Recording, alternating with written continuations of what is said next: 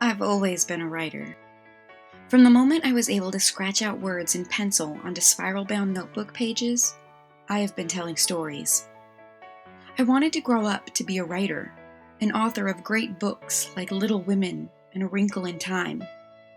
I wanted people all over the country to read what I wrote. It has been nearly 25 years since I first started dreaming of becoming a published author, and in that time, the rapid evolution of digital technology has greatly impacted my writing and my goal of being heard. My first experience with digital technology was when my grandmother purchased a typewriter for me to have solely for myself.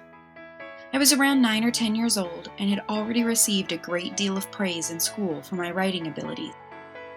While going into a store, we passed an outdoor table with clearance-priced items. I was mesmerized by a vintage typewriter that can only be described as 70s orange. It came with a handled hard case and weighed more than my tiny 4th grade body. After replacing the ribbon, I was able to sit at my dining room table and listen to the satisfactory clack of keys and the triumphant chime as a line finished and I had to reset the carriage. I typed slowly, watching each letter slowly rise up and press through the ribbon onto my crisp, white paper. I had written stories before, by hand, on paper, but now I could tell my stories like a real author. Images of writers feverishly pecking out their novels and changing out pages on typewriters filled my mind. I was a part of this class of people now. I was no longer just scratching out schoolgirl stories on lined paper. I was truly a writer. I had my own typewriter. After learning to be somewhat proficient on my typewriter, I began to use a word processor for school assignments. This gigantic piece of typing machinery was even heavier than my retro typewriter and had to be set up for me by an adult. The very small screen flipped up, and on its green glow a black square blinked repeatedly, taunting me to type here. The greatest advantage to using a word processor was the ability to make mistakes. While learning to type on a typewriter had made me careful and diligent, that did not mean that I was free of errors. With a word processor came the concept of amending my mistakes before they were placed in print on paper. I learned the value of proofreading, editing, and revising.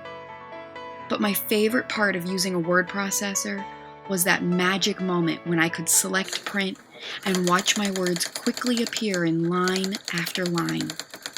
My stories were coming to life to the sound of clack, whir, and zing.